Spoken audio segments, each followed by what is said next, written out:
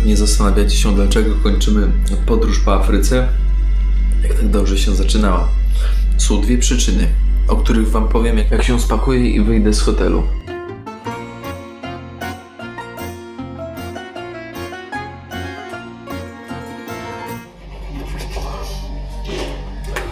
Witam Państwa bardzo serdecznie. Jesteśmy w odcinku 8, a zarazem ostatnim z Tunezji. Pewnie zastanawiacie się, dlaczego ostatnim i dlaczego 8. 8, bo 8 postępuje po 7, a ostatni, bo zdarzyły się sytuacje, które miały się nie zdarzyć. Ale o tym za chwilę. Łapeczka, komentarz i podanie odcinka dalej mile widziane. A ja zęby myję i jak umyję, to wam powiem.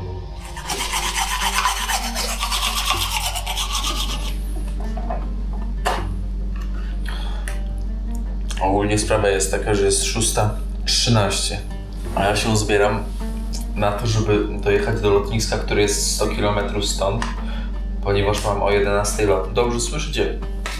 Podróż po Tunezji się kończy. Nie tylko po Tunezji. Uspokójcie się. Spokój grabarze. Nie tylko po Tunezji, ale i po całej Afryce. Taki jogurt na śniadanie. Żałowy to on nie jest. Ale może być. Taki jak polski. No dużo cukru i tyle. Pewnie zastanawiacie się, dlaczego kończymy podróż po Afryce, jak tak dobrze się zaczynała. Są dwie przyczyny, o których wam powiem, jak się spakuję i wyjdę z hotelu. No bo muszę się spakować i muszę już iść. Zostawię ten sok, zostawię coś jeszcze. Dużo jedzenia mam, no ale to nic, najwyżej na lotnisku zjem. Jest 6:20, gość siedzi już na tym kiblu 20 minut. No faktycznie, no o 6:20. I ja pierdzielę, no nie ma innego kibla, żeby się wysikać i wyjść.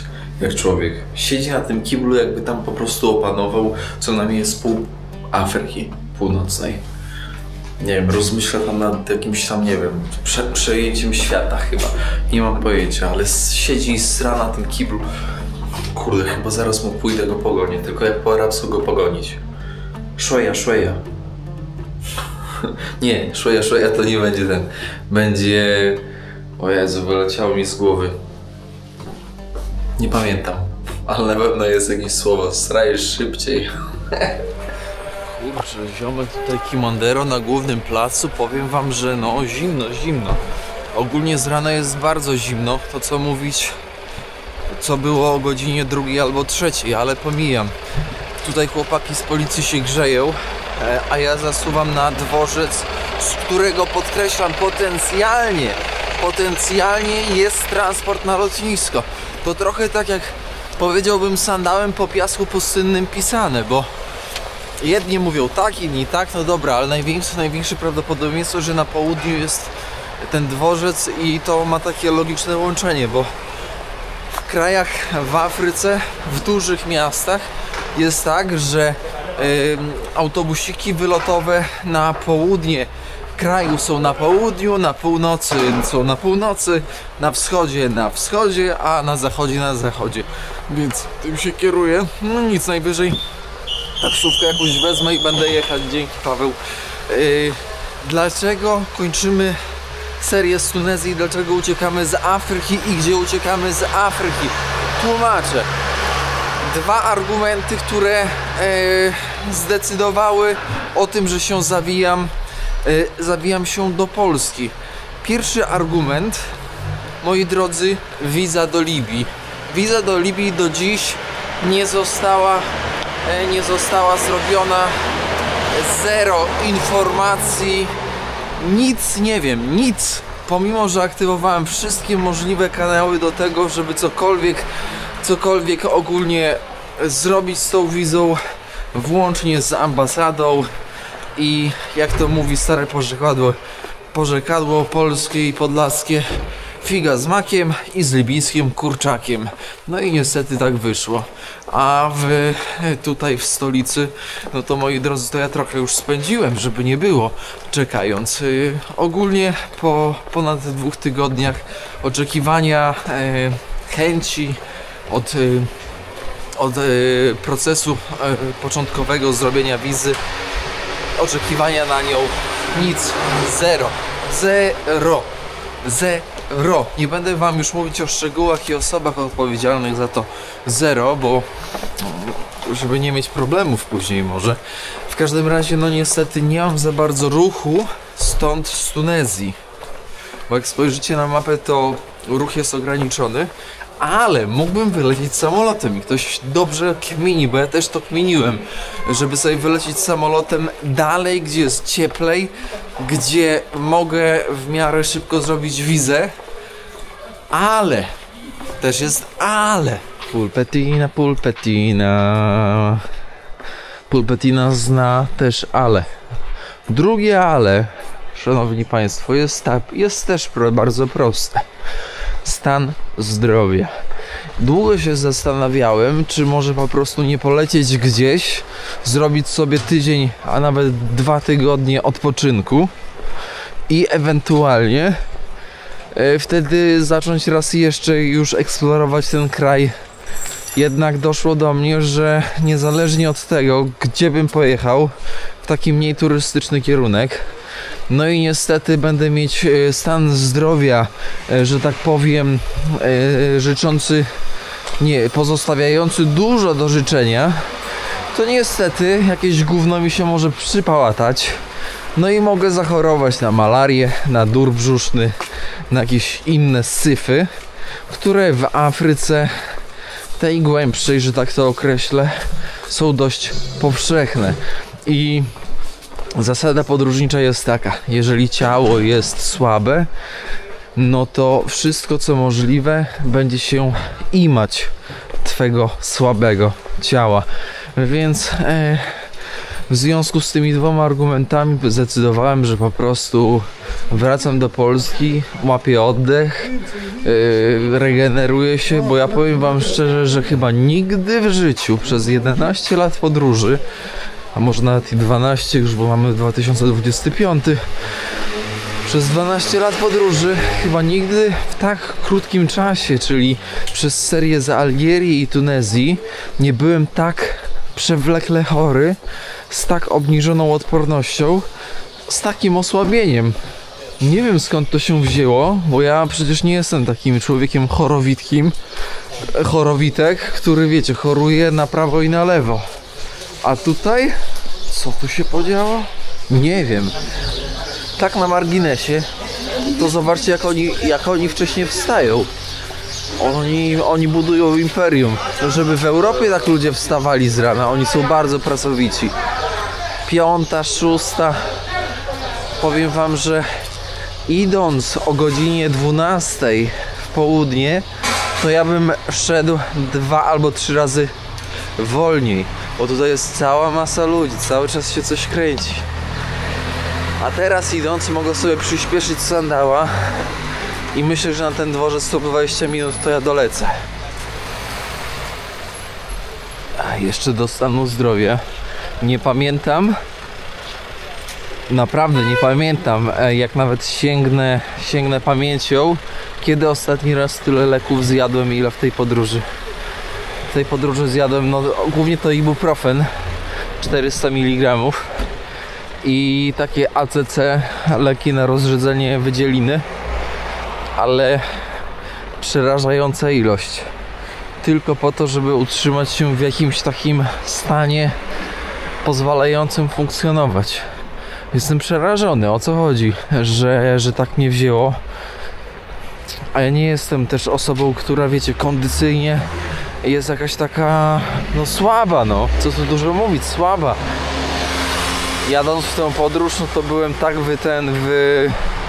wyśrubowany, wyćwiczony fizycznie, wiecie. Fizycznie, a psychicznie to ja już jestem wyćwiczony długo. Ale chodzi o fizyczną taką formę, że nie pozostawiała nic do... wiecie, nie pozostawiała kompletnie nic. No nic nie pozostawiała. O!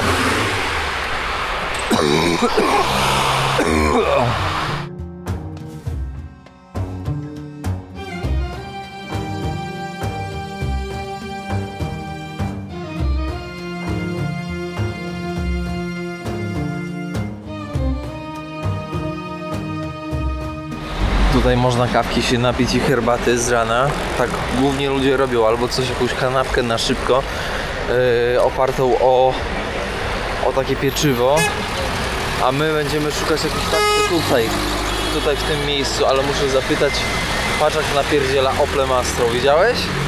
Ten Opel Astra ma więcej lat niż ty pewnie. No i pierwsze problemy. To nie jest ten dworzec, do którego przyszedłem.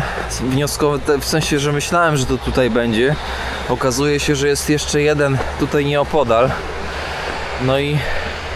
ale przy okazji zweryfikowałem, że pociągiem będzie krócej, znaczy dłużej jazda niż takim busikiem. Więc tym busikiem pojadę. O kurde. Tu jest taka miejscówka Monte Bay. I tutaj teoretycznie już powinienem móc złapać coś, co potrzebuję, ale chyba jeszcze muszę dalej podskoczyć. Ten odcinek, moi szanowni widzowie, pomieszamy troszkę z drogą powrotną. Drogę powrotną w sumie z pytaniami, które pojawiały się pod odcinkami zarówno z Algierii i z Tunezji, czyli tak jak mamy w zwyczaju w ostatnim odcinku powrotnym, takie delikatne podsumowanie, żeby się to ładnie usystematyzowało w waszych głowach i żebyście zrozumieli mój tok myślenia i poznawania świata. Ale czekajcie, najpierw to ja muszę znaleźć ten autobusik, dobra? Sorry. Centro Monte Bay de Telefonia. To jest, tak się w sumie Monte Bay nazywa ta stacja. Ona chyba idzie tam dalej, w środek. Idę załatwić transport. Mam nadzieję, że tutaj na pewno stąd jadą te autobusy, bo w przeciwnym razie będzie trochę lipa, bo tutaj w taksówce nie da się kartą płacić, tylko cashem. Więc to jest problematyczne poniekąd. Mam tyle, żeby wystarczyło na autobus i jeszcze trochę. Więc na taksówkę w sumie nie wystarczy. A trzymać hajs przed wylotem, no to bez sensu, no bo co ja z nim zrobię później na lotnisku? Nic nie zrobię. Chłopaki nie kumają mojego planu wysiąść na autostradzie, ale to najmniejszy problem. Susę. Kupiłem bilet do miasta, który jest znacząco dalej, po to, żeby wysiąść wcześniej i żeby wyskoczyć na lotnisko, na które jeszcze będę miał 3,5 km z buta, ale to pewnie stopa złapie, daj Boże, że będzie spoko. Teraz czekamy, aż cały autobusik się wypełni i wtedy będziemy mogli już jechać. Czyli całkiem sprawnie to idzie.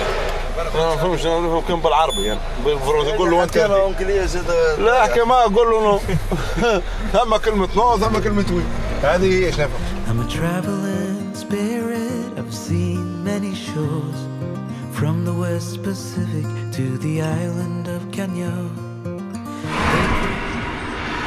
Problem. Jest problem. Po pierwsze, ziomek nie chce mnie wypuścić na drodze do lotniska. Po drugie, tutaj coś tam nam dymi. Na szczęście mam spory zapas, więc może autostopem pojadę. Diesel ma 609 000. Licznik niekręcony. Jeszcze pewnie tyle przejedzie. Fajurka, nie śpieszymy się. Na luzie zdążymy. Stało tam pół silnika wybuchło, ale to nic. Ale ciebie nie chcę ogólnie wypuścić na autostradzie, a teraz sobie stoimy wszyscy razem, fajkę palimy. No i ziomek powiedział, że on mnie nie wypuści na tej wysokości lotniska, bo to jest wbrew prawu i w ogóle, że on nie będzie mandatu płacił. A teraz wszyscy stoją tam, fajeczkę sobie palą. Już nie jest złamanie prawa. Komedia. Pytam gościa, czy mi pieniądze zwróci. Będę jechał autostopem, nie będę czekać na to, bo się silnik zepsuł. On mówi, że w Tunezji jesteśmy, to nie ma zwrotów. Dobra, nie, to nie. 2 dychy w tą czy we w tą. Złapię sobie stop. Chyba, że nie złapię, no to pojadę z nimi wtedy. W każdym razie lepiej wolę próbować niż siedzieć tam w samochodzie. I jeszcze ten gość nie chciał mnie wypuścić przy lotnisku, to jest ciekawe. Udało się złapać tutaj z panem, proszę zobaczyć jak pięknie, jak słońce świeci, tirem podjedziemy kawałeczek i będzie bez łachy, bez czekania. Autostop nigdy nie zawodzi. Salam ala Bologna. Bologna, si. Bologna. Bologna. A, okej. Opa.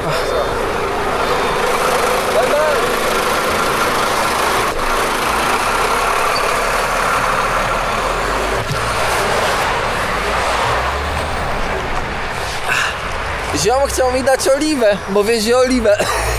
Ja mówię, panie drogi, to ja oliwy nie wezmę, bo mi wyrzucą, to że nie mam rejestrowanego. Wiecie, że ja na rejestrowanym nie jeżdżę, bo to nerwy kosztuje. Nerwy, jak zgubią, przestranę. Ogólnie, jeśli coś może się nie udać w podróży, to się nie uda. I trzeba być zawsze elastycznym, bo niestety osoby, które myślą, że wszystko się może udać w podróży, to się grubo mylą. Bo podróż to jest podróż, moi drodzy. Podróż zaskakuje, podróż zmienia koncept. Chyba jestem na dobrej drodze. Ale powiem wam, że no ten kierowca tego busa, co jechałem tym busem, ja mówię do niego, no jak będziemy jechać, to weź się przytrzymaj na tym pasie awaryjnym, ja wyskoczę i pojedziesz dalej, 15 sekund. On mówi, nie będę się zatrzymywał, nie ma opcji, rób co chcesz, musisz jechać do miasta. Ja mówię, kurde, no gość w Tunezji mówi mi, że on się nie zatrzyma, bo prawo zakazuje. No kurczę, słuchajcie, przecież wszyscy wiemy, jak to tutaj wygląda, a taka ściema, nie wiem. Nie mogę się z tym pogodzić. Ale mam jeszcze 4 km do przejścia albo do przejechania stopem. Co wy tacy brudni? No, od razu lepiej. Chwila, moment złapany prosto na lotnisko. Jest godzina, zaraz ja wam powiem, która jest godzina. Chyba jest 9. Zaraz, chwila. Ale powiem wam tak, zrobiłem taki zapas czasowy, że aż za duży zapas czasowy. Jest 8:50, lot mam o godzinie 11:15. Czyli naprawdę szybko poszło. Z perturbacjami, ale i tak za szybko przyjechałem. Ale lepiej tutaj poczekać niż się denerwować. Jeszcze pójdę, zobaczę, czy mi plecak przejdzie, bo to wiecie, to trochę takie latanie na patencie, bo gdybym za każdym razem dokupował ten bagaż dodatkowy, to bym w ogóle te loty by kosztowały majątek. A ja latam sobie po prostu w ten sposób, że zawsze mam bagaż podręczny i nie czekam później na rejestrowany bagaż, tylko sobie po prostu, wiecie, biorę pod pachę i idę. Zresztą ci, co latają samolotami, to wiedzą, o co chodzi. Jeszcze muszę śniadanko sobie gdzieś tutaj zjeść i co, pójdę, wezmę tą kartę odpraw, boarding pass i sobie będę, kurczę, już mógł spokojnie wychillować. O Jezu, jak mnie ta choroba ciśnie, po prostu cały czas kaszel. Dusi mnie. Wszystko elegancko poszło, bez najmniejszych problemów. Teraz tylko i wyłącznie oczekiwanie. Myślałem, że mi zabiorą sardynki i tuńczyka, ale okazuje się, że jest spoko. O, tutaj nawet można coś sobie poszamać. Zaraz zobaczymy, moi drodzy, co tu jeszcze można z dobroci zjeść i zobaczyć. Analizujemy. Sałatka z tuńczyka $11,39, 44 zł. Burger $15. To ceny w ogóle się nie pokrywają z tym, co jest na ulicy. Jakaś w ogóle abstrakcyjna cena, co? Na ulicy cena za kanapkę z tuńczykiem kosztuje 2 dinary, czyli tam 2,50, a tutaj 40 parę złotych. Ostro. Często pojawiało się pytanie, kierowniku, jak z Algierią? czy było ciężko ogarnąć wizę i powiem wam, że zrobienie wizy w pewnym momencie do Algierii było na takim etapie, że ja już odpuściłem. W sensie to trwało tak długo i było tak niepewne, tak naprawdę tak niepewne, że ja już w pewnym momencie powiedziałem: okej, dobra Hania, no to coś kminimy coś innego, bo no tutaj nie będziemy walczyć po prostu z wiatrakami o wizę do kraju, w którym nas nie chcą i tyle. No więc zarówno wiza do Algierii, jak i do Libii przysporzyły nerwów, no ale finalnie do Libii nie udało się zrobić. Wciąż nie mam żadnych informacji. Ciekaw jestem, czy nie wiem, za jakieś 2 tygodnie, czy 3 tygodnie będę mieć cokolwiek, jakąkolwiek informację. Ale to jest dość ciekawe, że jest taka olewka. Nawet chyba złożę jakieś tam pismo oficjalne, żeby mi zwrócili te pieniądze. No bo kurczę, jak nie dostałem wizy, owalają się, to chciałbym zwrotu tych swoich 60 paru dolców, ile tam zapłaciłem. Siedzę sobie, ogarniam, planuję, coś tam gadają przez ten. Babeczka do mnie macha, mówi: ty mordo, to już ty na lot do Liverpoolu. Ja mówię: ty, to już jeszcze pół godziny, ale my już pakujemy, już prawie zapakowane. Wszyscy na ciebie czekają. Ale jaja, co? A najlepsze jest to, ile kosztował ten bilet. To w ogóle abstrakcja. Wyobraźcie sobie, że bilet stąd z Tunezji do Liverpoolu kosztował, uwaga, 48 zł. Proszę zapiąć pasy. Wody z kibla nie wziąłem, więc pić nie będzie co. Ale mam pomarańcz. W sumie nie wiem, czy z Tunezji można pomarańcze przewozić, ale przecież jak przywożą do nas, do sklepów, no to przywożą z Tunezji, nie? Więc w sumie samolotem chyba też powinno być to dozwolone, ale pomijając, mamy już, więc sobie ewentualnie zjemy, więc nie jest źle. Zobaczcie, jak mało ludzi. Puściutki samolot. Dlatego taka cena była. No po prostu poza sezonem, moi drodzy, najzwyczajniej w świecie po prostu Anglicy nie chcą latać. No bo tutaj też jest zimno, tam jest zimno i tu jest zimno, ale tutaj trochę więcej słońca. Ale przyznajcie, że 48 zł za lot z Tunezji do Liverpoolu to jest naprawdę bardzo niska cena, nie? I jeszcze do tego, moi drodzy, później jak będziemy już w Liverpoolu, powiem wam, ile kosztował lot do Polski, bo to też ciekawe. A pan Tunezjo, jeszcze się zobaczymy.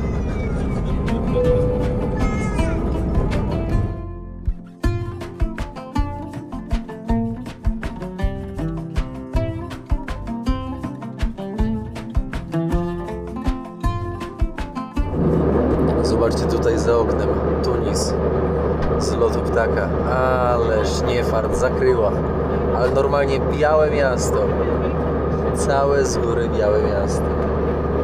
Chmury sobie pooglądajcie, też ładnie.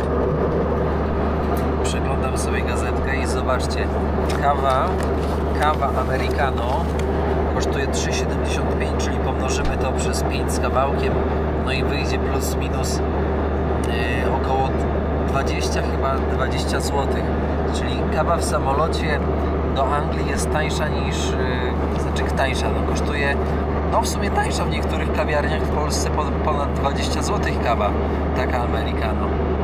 Proszę zobaczyć, jaka Anglia jest zielona.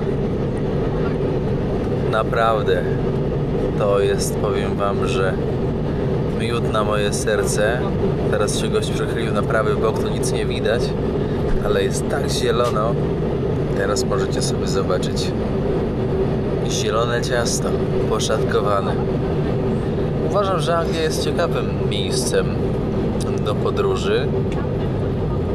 Kiedyś tutaj autostopa łapałem. Kilka razy w sumie tutaj byłem. To nie było tak łatwe. To nie był taki prosty temat.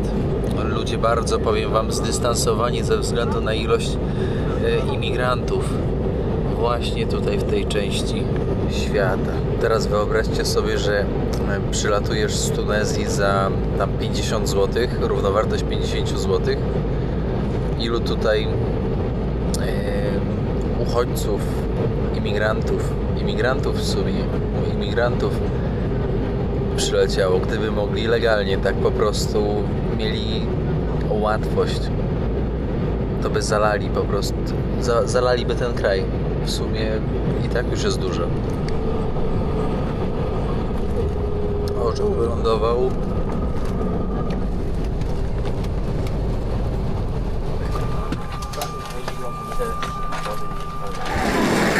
Kurczę, jak tutaj jest zimno.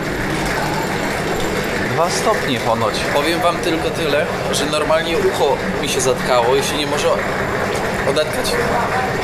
Mam jakieś niewyrównane ciśnienie, ale to pewnie przez to, że jestem chory. Liverpool. Marzenie wielu, że tak powiem ogólnie, Afrykańczyków.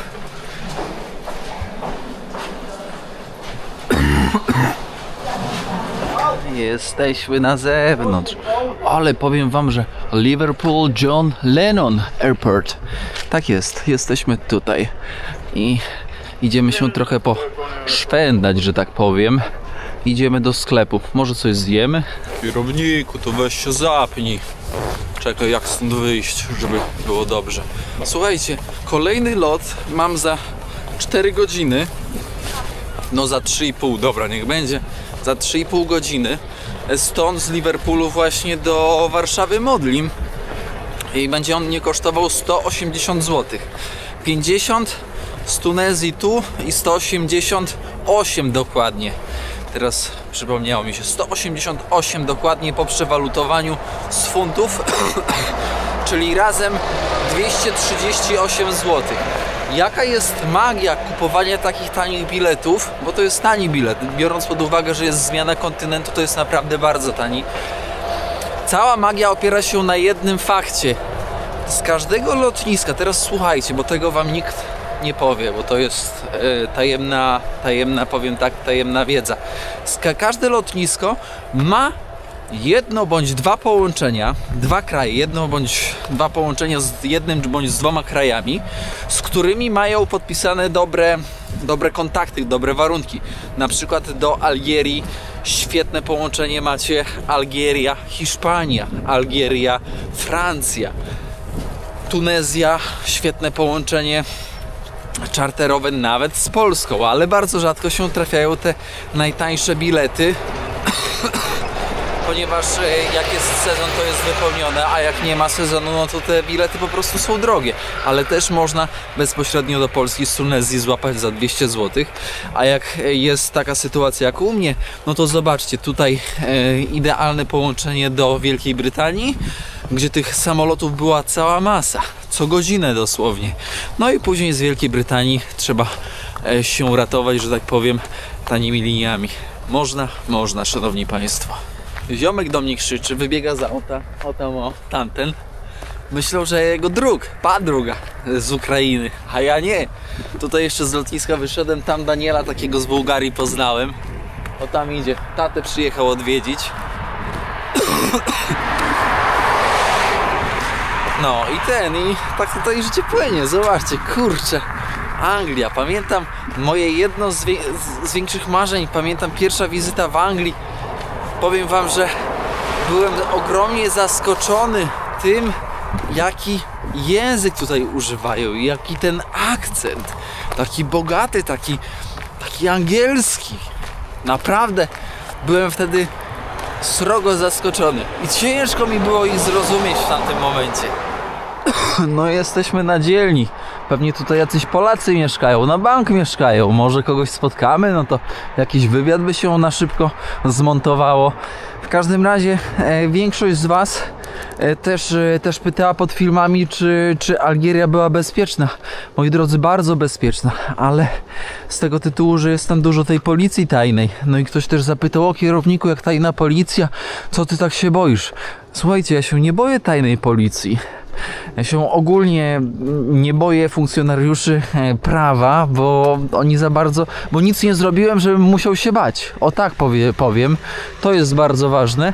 Tutaj bardziej chodzi o to, że jeżeli taki funkcjonariusz co kilka godzin cię łapie, próbuje się wykazać na przesłuchanie, nieprzesłuchanie, różne takie, wiecie, bajery, szmery, no to tracisz na tym kupę czasu. I niestety to tak właśnie wygląda. Ty, ale powiem wam, że te płotki to mi się podobają, nie takie wysokie. Zobaczcie. Ale jak patrzę na te chaty, Tak już między nami, to myślę sobie, ale oni muszą mieć wilgoci tam na chacie. Wilgoci i zimno. No tak sobie myślę.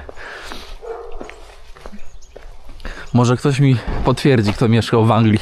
A na pewno ktoś jest tutaj, kto mieszkał. Albo mieszka. Dajcie znać, czy wam się podoba w ogóle w Anglii życie. No zobacz, tutaj sąsiad nawet łódkę ma na tym. Motorówka. Można? O, na butli gazowej. Można. Tylko trzeba chcieć. Wszystko poupychane, powiem wam. Tak zwana patodeweloperka. Jeden przy drugim. Drzwi przy drzwiach. Ściana w ścianę. Ale w powietrzu zielsko czuć. O kurde. Ktoś sobie chilluje na chacie. Ja się pytam o tej godzinie 13:30. Kto będzie pracował na ekonomię? Ale ktoś sobie tam ostro daje w komin. Jak coś, to też moi drodzy, pamiętajcie o tym, że sandały nie są dobre na Anglię o tej porze roku, tak? Rozumiemy się? Bo jest naprawdę źle. Koniecznie też dajcie znać odnośnie Tunezji. Kto z was po obejrzeniu serii tunezyjskiej miał taki flashback, czyli taki powrót do przeszłości, który pozwolił mu aktywować wspomnienia? Może w latach 70. podróżowaliście tam, tak jak Alina, mama Meleka, naszego bohatera z ostatniego odcinka. Może 80. lata, 90., 2000. No więc dajcie znać, komu się taki zrobił, tak przyjemnie się zrobiło na sercu, kiedy oglądał serię z Tunezji. Przechodzimy. Kurde, no nie powinienem tutaj przechodzić tak na pałę jak w Afryce, ale coś mi się, powiem wam szczerze, już tak zakodowało to chodzenie na przełaj, że tak powiem, na szagę, to się nazywa na szagę, że ja już tego z siebie nie mogę wyplenić. Z drugiej jednak strony wciąż uważam i wciąż przez tyle lat, ile tak chodzę, uważam, że to jest najbezpieczniejszy sposób ze względu na to, że jestem uważny. Wiem, że łamię prawo, wiem, że nie idę tak jak powinienem, więc jestem uważny, obserwuję, co dzieje się wokół mnie. Często i gęsto widzi się przed pasami bądź na pasach, że ludziom się wyłącza całkowicie ostrożność. Zobaczcie, takie domki i sobie ludzie żyją, ludzie mieszkają. O, tutaj nawet trochę egzotyki. Jest jakoś tak pusto. No wszyscy na robocie, bo trzeba przetrwać jakoś. Mam poczucie, że nikt nie chodzi w ogóle. Wszyscy jeżdżą samochodem, a jestem jakimś takim wyjątkiem od reguły. Gość jakiś sobie butuje, chodzi. Morrison. Miejsce wszystkim znane. Supermarket. Wejdźmy, zobaczmy, co można do jedzonka kupić. Może coś ciepłego się uda, bo w takich przybytkach ciepłe rzeczy mogą być. Kurczę, zobaczcie, jakiś śledzik fajny. Jezu, zjadłem takiego śledzika, ale później pić się będzie chciało. Jakie te oliwki fajne, po 3 funty. No powiem wam, cenił się tutaj szynka 2 for 4. Czyli co to znaczy? Że 2 za 4 że jak kupisz 2 to 4 płacisz? Proszę, ciasto truskawkowe, jakie eleganckie. 4 funciaki, tu różne ciasta, jakieś desery. 2,25. Proszę. Ale tutaj jest po prostu tak zatowarowany sklep, że ja w szoku jestem.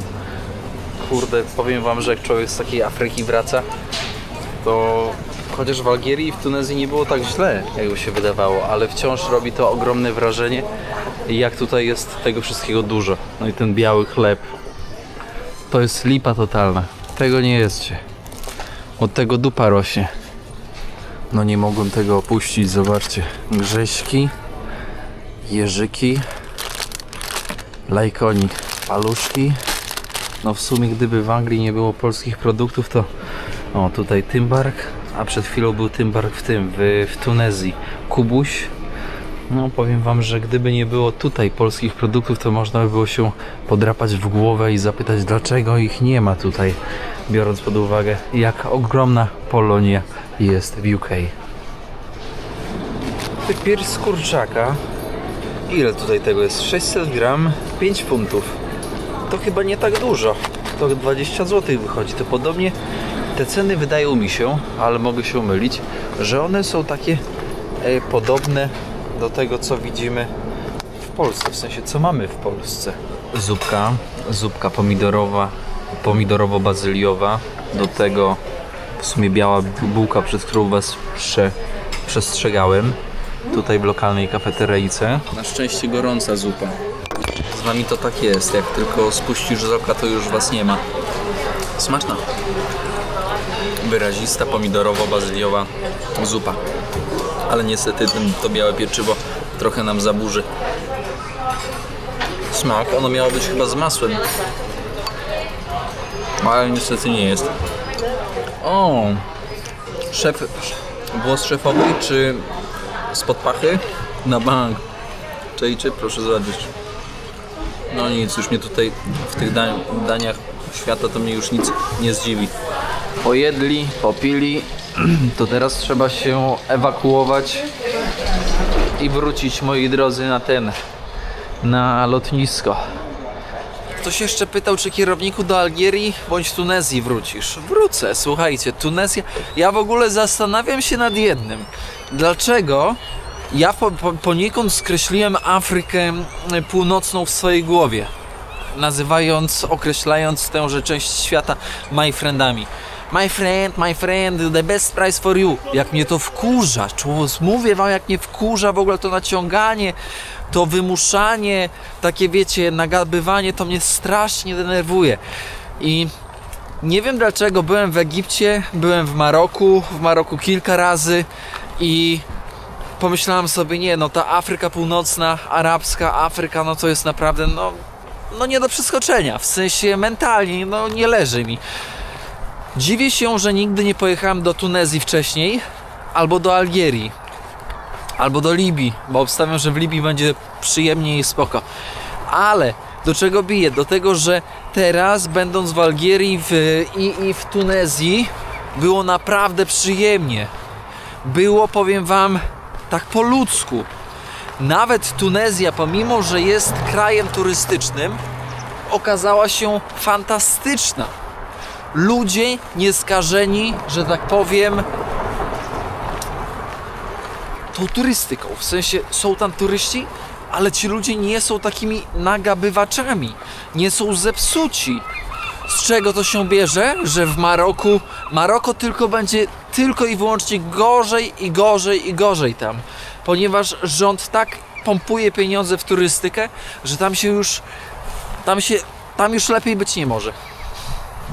Bo kto to naprawi, jak nie my? Tam nie będzie lepiej. Mówię wam. Tunezja taka perełka, naprawdę. Dziwota. Wszystko tam się zgadza. Mentalność ludzi, ceny, wszystko się zgadza. Tak, więc odpowiadając krótko, tak, wrócę do Algierii i wrócę do Tunezji. No chyba, że mnie nie wpuszczą. Jak chodzę tutaj po Liverpoolu, słuchajcie, co mi się przypomniało, tam taksówka taka angielska, ale co mi się przypomniało? Serial. Słuchajcie, znacie taki serial Londyńczycy? Ja nie jestem w stanie przypomnieć sobie, to chyba był 2000 rok, kiedy oni emitowali ten serial. Jezu, jak ja go oglądałem. Londyńczycy. Albo też z takich ciekawych emigracyjnych seriali, dość nowy, 2024 rok, został wyemitowany pod tytułem Emigracja XD. Obejrzyjcie sobie Emigrację XD, to jest nowsza opcja, taka filmowa o emigracji. Ale koniecznie też obejrzyjcie tych starych Londyńczyków. Myślę, że wielu z was może kojarzyć, o którym serialu mówię. Ja pamiętam, jak oni wtedy się cisnęli w tych londyńskich kwaterkach, żeby tylko było jak najtaniej i żeby było można tam mieszkać, żyć w tym Londynie. Wciąż jednak jest tam drogo, wciąż jednak, moi drodzy, myślę, że Polacy wciąż niektórzy mogą się cisnąć na kwadracie tak zwanym. Czekajcie, że mnie tutaj jakieś gliny nie ściągnęły. Życie emigranta nigdy nie było proste i proste nigdy nie będzie. bo emigrant jedzie po pracę, emigrant jedzie po lepsze życie, więc muszą być wyrzeczenia tak zwane. Kierowniku, a ty emigrantem to ty jesteś? Moi drodzy, ja emigrantem to nie jestem. Ja wyjeżdżam i ja wracam. Ja to jestem jak bocian. Wylatuję z Polski, jaja zniesie, młode się wyklują, wylatuje, wraca, wylatuje, wraca, wylatuje, wraca. To ja jestem takim bocianem podlaskim. Na koniec powiem wam tylko tyle, że Anglicy są przesympatyczni. Nie wiem, czy dzisiaj na takich trafiłem, czy ogólnie też tacy są, ale na tyle razy, ile byłem w Anglii, a byłem razy 4, jak dobrze liczę, to zawsze takie pozytywne odczucie, taki vibe, taki zagadasz, to zawsze miło odpowiedzą, zagadają. No, więc tak. Szanowni Państwo, będziemy kończyć dzisiejszy odcinek z prostej przyczyny, bo ja idę już na lot do Modlina. Nie będę już w nocy tam przy deficycie światła kręcił cokolwiek. Jeśli pozostały jakieś pytania, proszę zostawcie je pod tym odcinkiem w komentarzach, a za dni 2, 3, może 4, może za 1, nie wiem. Więc zostawcie je koniecznie, jak teraz oglądacie te pytania. To zrobimy transmisję na żywo z podsumowaniem po prostu. Takie spotkanie zrobimy. Taki, ja bym powiedział, festiwal podróżniczy poniekąd, który pozwoli nam ustandaryzować podróż, podsumować w pewien sposób, no i się po prostu najzwyczajniej w świecie spotkać na godzinkę, może na 1,5, może na 2 godzinki. Zobaczymy, jak będzie nam szło, ale nie dłużej. No, więc taka sytuacja. Dziękuję wam za obecność na tej krótkiej, że tak powiem, serii wypadowej po Algierii i po Tunezji. Z przyczyn, tak jak powiedziałem wcześniej na vlogu, zdrowotnych, no i takich perturbacji papierowych, o których też wspomniałem. Moi drodzy, kończymy tenże projekt. Mam nadzieję, że zdrowie szybko wróci i będę mógł wrócić też szybko w sandały, wskoczę w sandały i ruszę dalej zwiedzać. Jeśli macie jakąś propozycję kierunku, który powinienem odwiedzić, zrobić z niego vlogi, to koniecznie dajcie znać. Angielska pulpetinka, kochana, chodź, kiciunia. A jaka ty piękna jesteś. Jaka ty jesteś piękna. Gdzie ty łazisz? Gdzieś tam po kątach się chowasz, jaka ty cieplutka. Aj. No co, biorę? Dawaj, biorę. A wziąłby. A tutaj, normalnie wziąłby, nie? To co, pojedzie z kierownikiem? Dawaj, za kierownikiem dawaj, chodź. No już, no. Się do plecaka wpakuje, ale ewentualnie się jakiś bilecik dokupi dla naszej pantery angielskiej. Ja tymczasem się kłaniam i co? I życzę wam zdrówka, sobie życzę zdrówka. Bardzo miło jest wiedzieć, że jesteście po tamtej stronie. Pozdrawiam wszystkich, którzy zostawiają konstruktywną krytykę. Pozdrawiam wszystkich, którzy dodają mi energii. I nie pozdrawiam wszystkich tych, którzy piszą jakieś głupoty, które nic nie wnoszą dobrego pod filmami. Mało was jest i dobrze, ale są tacy ludzie. Skąd wy się bierzecie? To ja nie wiem. W każdym razie, na dobry koniec, kłaniam się. Trzymajcie się, kochani, dbajcie o siebie, bo jak wy o siebie nie zadbacie, to kto o was zadba? Ja przecież o was wszystkich nie jestem w stanie zadbać, bo nie obskoczę was wszystkich, w sensie, bo wy mieszkacie w różnych częściach świata. No, więc dbajcie. Trzymajcie się. Czołem, kluski z rosołem. Ale bym zjadł.